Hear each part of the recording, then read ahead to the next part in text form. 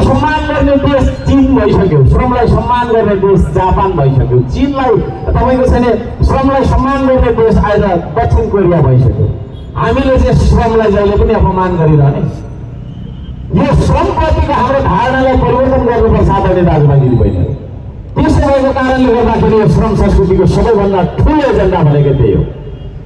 अब हामी सबै मान्छेले काम गर्नुपर्छ, प्रत्येक घरको मान्छेले तपाईँको काम गर्नुपर्छ, प्रत्येक व्यक्तिले काम गर्नुपर्छ।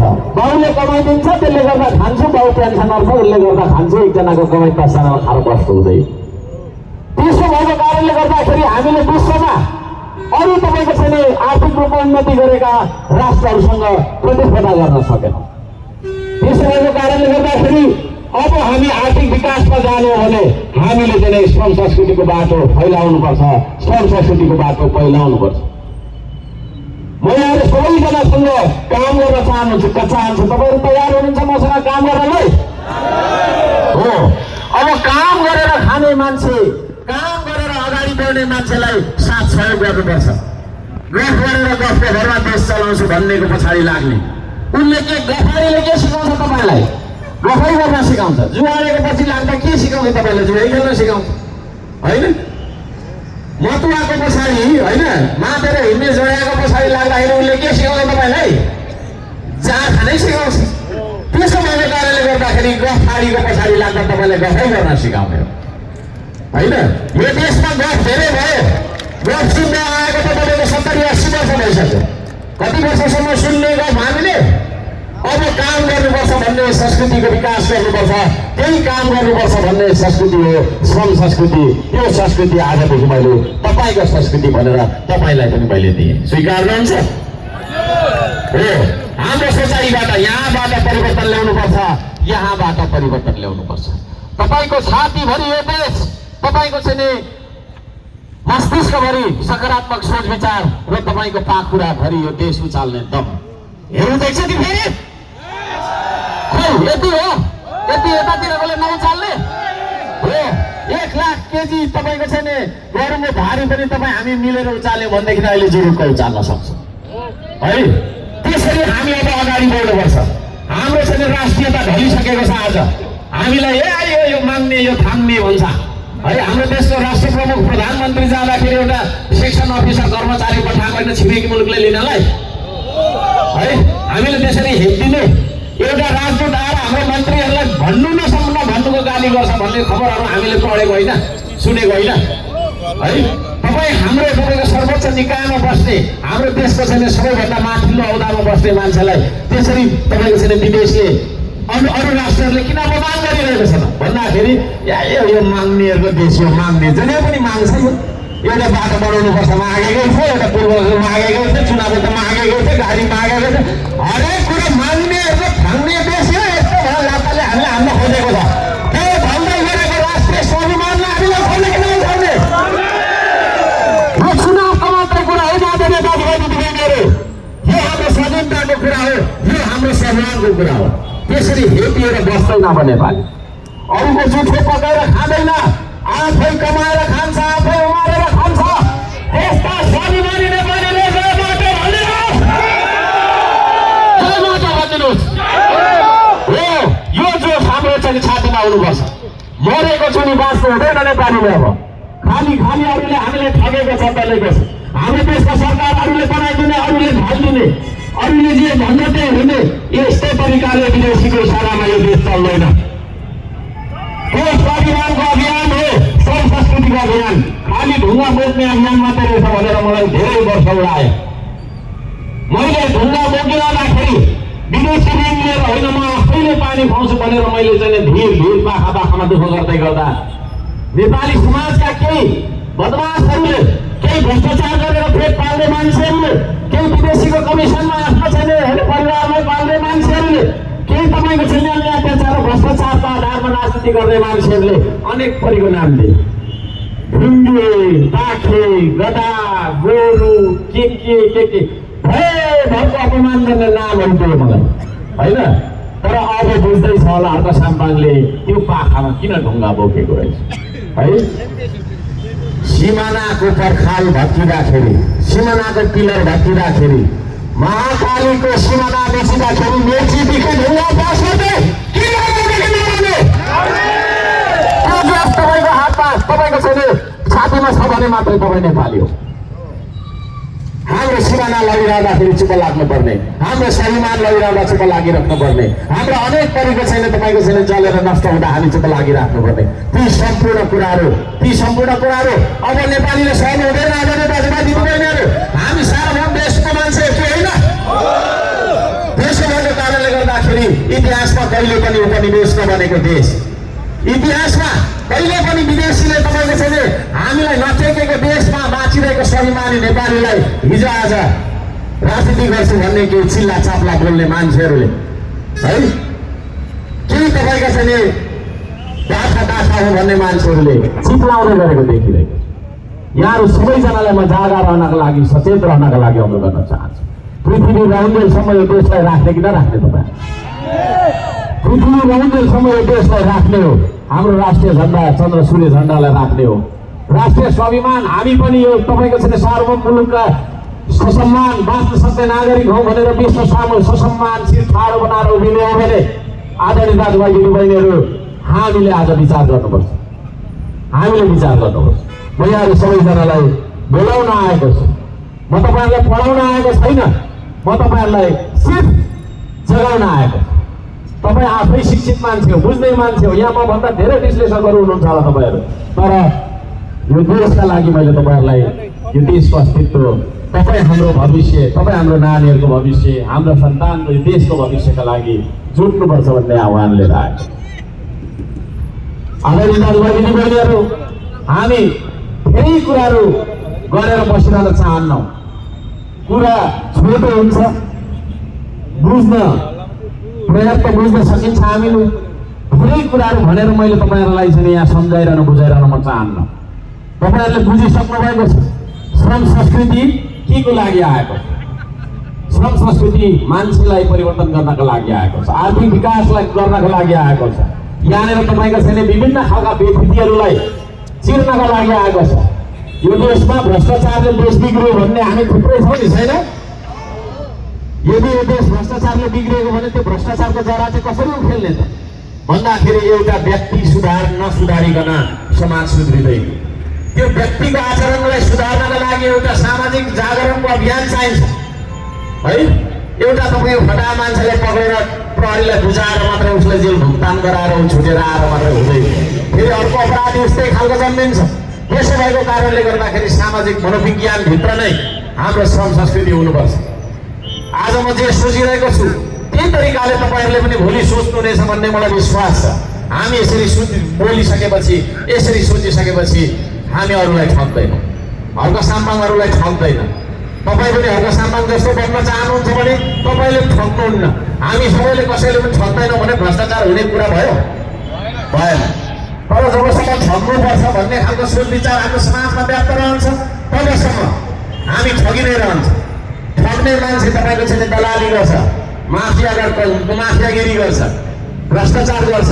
त्यस्तै भ्रष्ट मान्छेहरूले तपाईँको माथि पुग्दाखेरि देश बेच्ने हो, देशको स्वाधीनता बेच्ने हो, देशका नदीनाला बेच्ने हुन्, के सन्धि सम्झौता भन्ने, एमसिसी फेमसिसी भन्ने होइन, अनि यसो चाहिँ गर्ने के भन्ने। अब चिल्लो चाप्लो बोल्ने, हामी अब भ्याउँदैनौँ पनि आफ्नो व्यवसायमा गर्नु कि उता उता गर्नु, उसलाई पो हेरिहिँड्नु। कुनै नेताको तपाईँको चाहिँ हामीले चाहिँ जासुसी गरेर साध्य हुन्छ? त्यसो भएको कारणले इमान्दार नेता जन्माउने हो भने, इमान्दार मान्छे जन्माउने हो भने, इमान्दार नेपाली तपाईँको चाहिँ समाज बनाउने हो भने अब एउटा संस्कृतिको खाँचो छ, त्यो भनेको काम गर्ने। काम गर्ने मान्छेले ठग्दैन। म तपाईँहरूलाई लेखेर दिन्छु, जो मान्छे काम गरेर खान्छ नि उसलाई अरूको दाना पानीको आशा हुँदैन, अरूको आशामा बाँच्ने मान्छेले ठग्ने हो, झुट बोल्ने हो। त्यसो भएको कारणले गर्दाखेरि म सबैजनालाई भन्न चाहन्छु, अब हामी श्रम संस्कृतिको माध्यमबाट यो देशको भ्रष्टाचारको जरा, बेइमानीको जरा उखेलेर इमान्दार मान्छेको, इमान्दार समाजको जन्म गराउनेछौँ। त्यो इमान्दार नेपालको जन्मदाता तपाईँहरूलाई हार्दिक नमस्कार छ मेरो। त्यो इमान्दार नेपाल, त्यो इमान्दार भविष्य, जुन भविष्य यहाँ थुप्रै जेएनजीहरूले पनि मलाई हेरिराख्नु भएको छ, यसले के चाहिँ भन्छ होला भनेर आउनु भएको छ। अघि पनि थुप्रै यसरी चाहिँ तपाईँको हात हल्लाउँदै हुनुहुन्थ्यो है। उहाँहरूको आँखामा एउटा सपना छ, उहाँको आँखामा मप्रतिको एउटा आशा र विश्वास जस्तो पनि मलाई लाग्यो है। त्यो आशा र विश्वासलाई हामीले झुटाउनु दिनु हुँदैन। त्यसो भएको कारणले गर्दाखेरि म सबैजनालाई भन्न चाहन्छु, जेनजीहरूलाई पनि भन्न चाहन्छु, अब यो देश बनाउनु छ भने हामीले मोबाइल र कलम मात्रै चलाएर हुँदैन। आदरणीय दाजुभाइ दिदीबहिनीहरू, बन्दैन। कलम मात्रै चलाएर, मोबाइल र ल्यापटप मात्रै चलाएर भरे भात खाने बेला के हुन्छ होइन? मोबाइल चलाएर मेसेज वाट्सएपमा भात पठाइदिएर त हुँदैन। हुन्छ, वाट्सएपमा भात पठाइदिएर त्यसले गर्दाखेरि बाँझो बारी, बाँझो खेत, बाँझो देश खन्नका लागि म जेनजीलाई बोलाउन चाहन्छु। तपाईँहरू तयार हो? डङ बारी खन्नुपर्छ, अब डङ्की डङ बाँझो खन्नुपर्छ। जता हेऱ्यो फलफुल, जता हेऱ्यो अन्न, जता हेऱ्यो उत्पादन, जता हेऱ्यो उद्योग, यो खालको देश तपाईँ हामीले बनाउने कि नबनाउने? खाली खाली साउदी कताको खोजेर धार हुन्छ हुँदैन। त्यसका लागि तपाईँको छैन यही खालको विचार बोकेको मान्छे माथि नीति बनाउने ठाउँमा हो। तपाईँहरूले मलाई साथ दिनुहोस्। मैले भनेको छु श्रम संस्कृतिलाई तपाईँहरूले चाहिँ नि होइन सरकारमा पुर्याउनुमा हामीले बहुमत पायौँ। 5 वर्षभित्र यो देशमा होइन थितिको शासन, भ्रष्टाचारलाई तपाईँको छैन होइन रोकेर थितिको शासन चलाउन सकिएन भने, यो देशमा आर्थिक विकासको एउटा छलाङ मारिएन भने, भौतिक विकास र चेतना हरेक खालका विकासका आयामहरूमा देखिने र महसुस हुने परिवर्तन हामीले गरेनौँ भने म यो देशमा बस्दिनँ, देशै छोडिदिन्छु, शरणार्थी बस्छु है। यो यतिको तपाईँको छैन प्रतिबद्धता कुनै अरूले दिन सक्छ जस्तो मलाई लाग्दैन। सक्छ? देश दिन सक्छ भने है, देश दिन सक्छ भने मैले दिँदै गरेको तपाईँको मेरो प्रतिबद्धता यहाँ पनि दोहोऱ्याउन चाहन्छु। बुटबलको माथि छोएर बस्न चाहन्छु। एक रुपियाँ भ्रष्टाचार गर्दिनँ, गरेको छैन, गर्ने छैन। 1 रुपियाँ मैले भ्रष्टाचार गरेछु र त्यो मैले मेरो मुखमा परेछ भने त्यही पल मेरो मृत्यु होस्। यो कामना म गर्न चाहन्छु। कुन चाहिँ देवीको थालमा, कुन चाहिँ देवताको थालमा गएर मैले चाहिँ तपाईँको होइन हात राखेर कसम खानुपर्ने तयार छु। शुद्ध मनले लागेको मान्छे हामी, बुद्ध मनले लागेको मान्छे हो।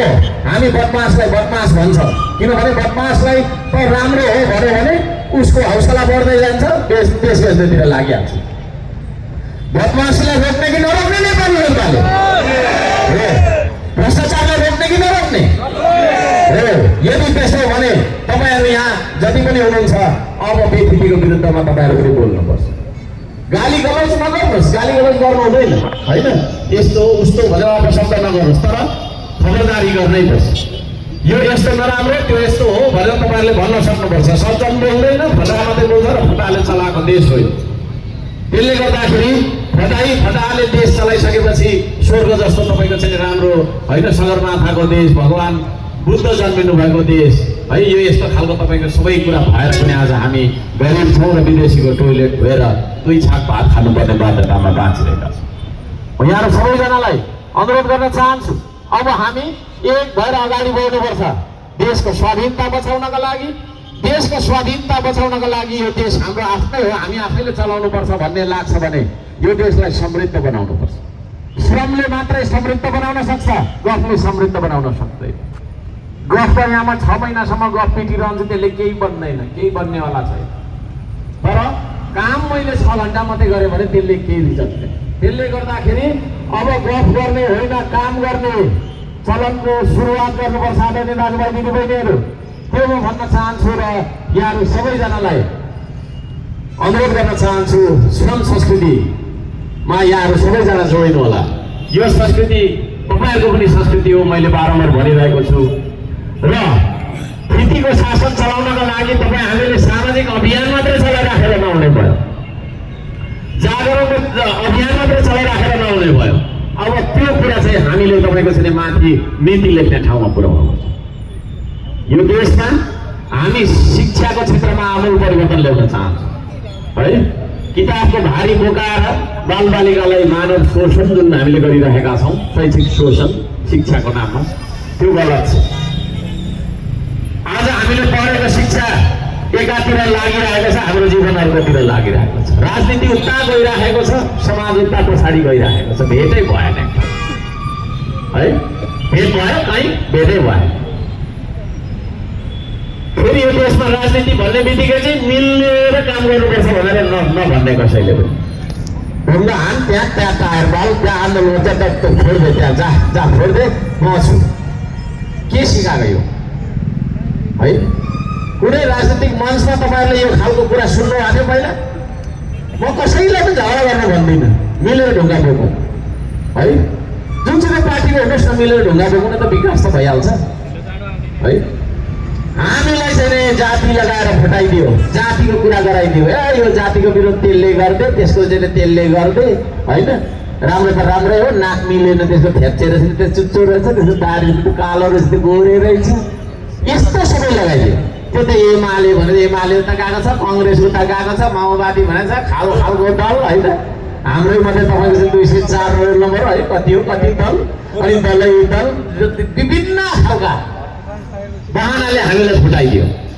त्यो विभिन्न बहानामा फुटेको समाजलाई श्रमदानको अभियानबाट मात्रै जोड्न सकिन्छ अरू कुनै बहानाले जोड्न सकिन्छ भने कसैले मलाई भन्दा हुन्छ जोड्न सकिँदैन मैले धेरै सोचेँ प्र्याक्टिकल हो यो चाहिँ हामीले श्रमदान गर्ने हो भने यो पेट्रोलको बाटो सफा गर्ने हो भने अहिले यहाँ हामी सबैजना गर्छौँ त्यहाँ पार्टी पनि सोध्दैनौँ कुन पार्टीको हो कुन जातिको भनेर हामी सोध्दैनौँ तपाईँ कुन चाहिँ धर्म मान्ने पनि सोध्दैनौँ सबै मिल्छ पेट्रोलको बाटो सफा भइहाल्छ श्रमको अभियानले मात्र दिदीबहिनीहरू टुक्रेको समाजलाई जोड्ने हो त्यसो भएको कारणले गर्दाखेरि म यस्तो म त्यस्तो नभनौँ मैले बारम्बार भन्दै आएको कुरा चीनलाई हेरौँ न चीनलाई 200 वर्ष जति हामीले पछाडि छोडिदियो है सबै कुरा यो माइक पनि उसैले बनाएको मोबाइल पनि उसैले बनाएको त्यो पनि उसैले बनाएको आदि उदि गाडी पनि उसैले बनाएको अनि अरू इन्डियाले बनाएको हामीले के बनायौँ हामीले के उत्पादन गऱ्यौँ होइन नेता उत्पादन गर्यो त्यो पनि भ्रष्टाचार गर्ने एडिबीबाट लोन ल्याउने 1 करोडको प्रोजेक्ट गर्ने 60 लाखको घर बनाउने 40 को ल्याएछ कागज चाहिँ फेरि सही यस्ता जाबो काम गरेर हुन्छ अब त्यसले गर्दाखेरि आदरणीय दाजुभाइ दिदीबहिनीहरू अब हामी आविष्कारको क्षेत्रमा निर्माणको क्षेत्रमा उत्पादनको क्षेत्रमा अघि बढ्नुपर्छ यदि त्यो गर्ने भने तपाईँ हाम्रो सोच विचारमा एकरूपता आउनुपर्छ राजनीति भनेको अरूले खोज्दै गरेको भात खोसेर खाने कुरा होइन हाम्रो सङ्घको संस्कृतिले के भन्छ राजनीति भनेको चाहिँ उत्पादन गरेर तपाईँले पनि खानुहोस् भरपेट म पनि खान्छु भन्छ त्यसतर्फ हामी जाने कि नजाने त्यो खालको विचार बोकेको मान्छेहरू यो देशको सत्तामा हुनुपर्छ कि पर्दैन पर्छ कि पर्दैन पछाडि चाहिँ मैले सुनिनँ पर्छ कि पर्दैन यदि त्यसो हो भने है यो आउँदो चुनावमा तपाईँहरूले चुनाव चिन्ह माटोमा भोट हाल्नु होला त्यो माटो बुटवलको माटो तपाईँको देशको माटो है त्यसमा भोट हाल्नु होला हामी बनाउनेछौँ यो देश तपाईँले बनाउनु हुनेछ यो देश मैले बनाउनेछु यो देश हामी सबै मिलेर बनाउनेछौँ पहिलोचोटि यो देशमा जनताको सरकार बन्नेछ है छाम्दाखेरि भेटाइने बोलाउँदा होइ भन्ने हर्क साम्पाङलाई तपाईँहरूले कसरी चिन्नु भएको छ मलाई लाग्छ संसारमा म जति जनताको पीर र दुःखमा घुटिने मान्छेहरू छ जस्तो मलाई लाग्दैन है त्यही भएर विश्वले मलाई एउटा विश्व रेकर्डले रेकग्नाइज गरेको छ क्या त्यति हाम्रो भेट हुँदैन टाढा टाढा बस्छौँ होइन हो जनताको घर बस्तीमा बाढी आउँदाखेरि भेलमा गएर है ढुङ्गाले खुट्टाभरि लाग्दाखेरिसम्म पनि जाली लगाइदिने मान्छे हो जनताको धारामा आउने पानीको पाइप टढेर लाग्दाखेरि जङ्गलमै बास बस्दै आगो निभाउने मेरो है त्यो खालको मन भएको मान्छे यसो विचार गर्नुहोस् यो देशको प्रमुख ठाउँमा पुग्यो भने कस्तो खालको शासन आउँछ होइन धेरै कुरा म गर्दिनँ फेरि घमण्डी भयो पनि भन्नुहुन्छ होइन देशलाई बचाउनुको लागि मैले घमण्डी कुरा गरेको हो भनेदेखि त ठिक छ पनि भनेर भन्छु त्यसो भन्दा पनि फेरि कतिले फेरि घमण्डी भयो ठुलो कुरा गर्यो भन्नु होला तर यथार्थ कुरालाई यथार्थ भन्छ होइन विदेशी दलालले त दलाल हो भन्दा म घमण्डी भएर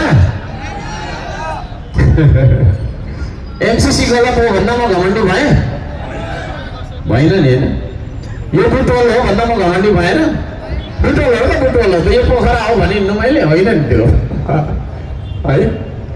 त्यसले गर्दाखेरि मेरो पुर्खाले मलाई कहिले पनि झुटो बोल्न सिकाए, म त्यस्तै संस्कारमा हुर्केँ है।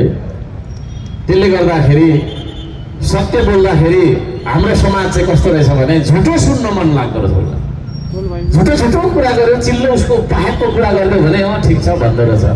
तर त्यो चाहिँ यस्तो है भनेर भन्यो भने चाहिँ तपाईँको के हो त भन्दाखेरि यो नेपालको झन्डा हो भन्यो भने चाहिँ रिसाइहाल्दो रहेछ होइन, यो त अमेरिकाको झन्डा पो हो कि क्या हो भन्यो भने चाहिँ खुसी हुँदो रहेछ। भन्नुको मतलब झुटो सुन्ने बानी भएको समाजलाई अब हामीले चिच्याई सत्य कुरा पढाउनु पर्छ। आदरणीय दाजुभाइ दिदीबहिनीहरू, त्यो अभियानमा मलाई साथ दिनुहोस्। जबसम्म हामी झुटो कुरालाई अनुमोदन गरिरहन्छौँ, झुटा पार्टीहरूलाई झुटा तपाईँको मान्छेहरूलाई अनुमोदन गरिरहन्छौँ, भेट दिइरहन्छौँ, तबसम्म यो देश बन्दैन है, तबसम्म यो देश बन्दैन। सतीले सरापेको देश भन्छ नि, त्यो सतीलाई सरापेको देशलाई तपाईँले त्यो सतीको श्रापबाट मुक्त गर्नका लागि अब तपाईँ आफै साँच्चै नै सत्य बोल्ने हिम्मत गर्नुहोस्। तपाईँबाट सुरु हुन्छ त्यो परिवर्तन। सत्य कुरा सुन्दाखेरि स्वीकार्ने बानी सुरु गर्नुहोस्, अनि सतीले दिएको श्रापदेखि मुक्त हुन्छ यो देश। होइन भने तपाईँ एउटा काम गर्नुहुन्छ, अर्कोले खुट्टा तानिरहन्छ, अर्कोले के गर्छ उसकोले अर्कोले ढुङ्गा हालिरहन्छ, के हुन्छ। त्यसको कारणले अब हामी मिल्नुपर्छ। म त्यो भन्न चाहन्छु, धेरै कुरामा राख्न चाहन्न, ठुल्ठुला कुरा राख्न चाहन्न। राख्नु पर्दाखेरि राख्न सकिन्छ, तर नराख्नु भयो है। मैले यति भन्न चाहेँ र यहाँ सबैजनालाई म श्रम संस्कृतिमा बोलाउन चाहन्छु। यो देशले तपाईँलाई बोलाउन चाहन्छ, यो माटोले तपाईँलाई बोलाउन चाहन्छ। तपाईँहरू श्रम संस्कृतिमा जोडिन चाहनुहुन्छ? सबैजना जोडिन चाहनुहुन्छ? ल एकचोटि यो देश बनाउने दुईटा हात देखाइदिनुहोस् मलाई। कस्तो राम्रो देखिएको, बुटोलमा चाहिँ साह्रै राम्रो देखियो हो। यस्तो फेरि यसो गर्नुहोस् त है। लाग्छ यो देशलाई पनि हामीले होइन